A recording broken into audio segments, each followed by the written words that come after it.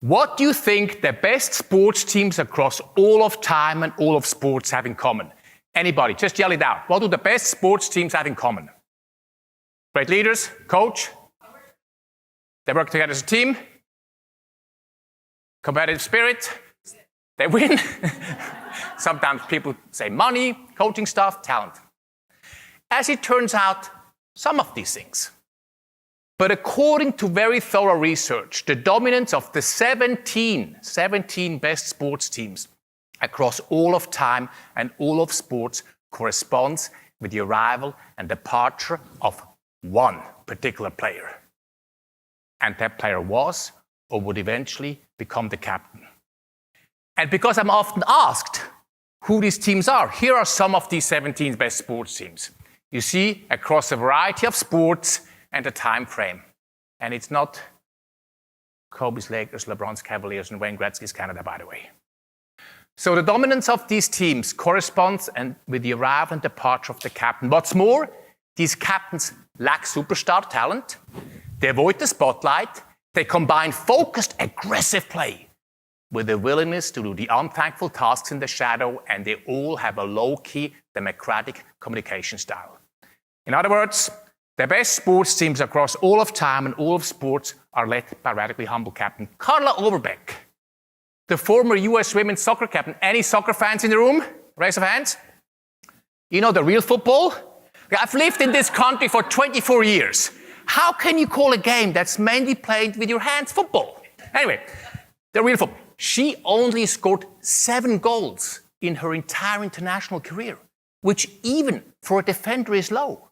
She would humbly always look for ways to pass the ball, even if she could score herself. On and off the field, Overbeck displayed great humility, often schlepping her teammates back to their hotel room after an especially grueling international flight. I'm the captain, she says, but I'm no better than anybody else. I am certainly not a better soccer player. Out of the public eye, in training or practice, Overbeck pushed herself and her teammates relentlessly.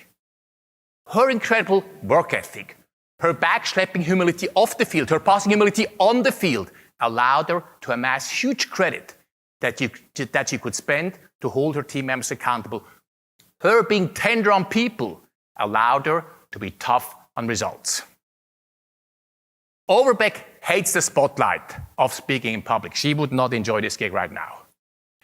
But out of the public eye, in training or practice or when they were traveling, she would constantly rally her teammates around their common goal of being the best soccer team on the planet. She led like a compass by consistently communicating the one common goal.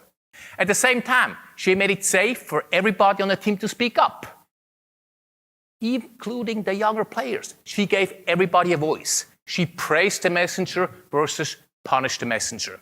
And the process championed a fearless, a psychologically safe culture at the US women's soccer team. Under Overbeck's radically humble leadership, tough on results, tender on people, lead like a compass, champion a fearless culture, the US women's soccer team dominated the competition almost at will, with numerous World Cup victories and Olympic medals. I'm telling you this little story for one reason. Embracing humble leadership is within the reach of all of us in this room and within the reach of all of our team members. If it is possible to employ radical humility in the grueling world that is professional sports, then doing exactly that is within the reach of all of us and within the reach of all of our team members.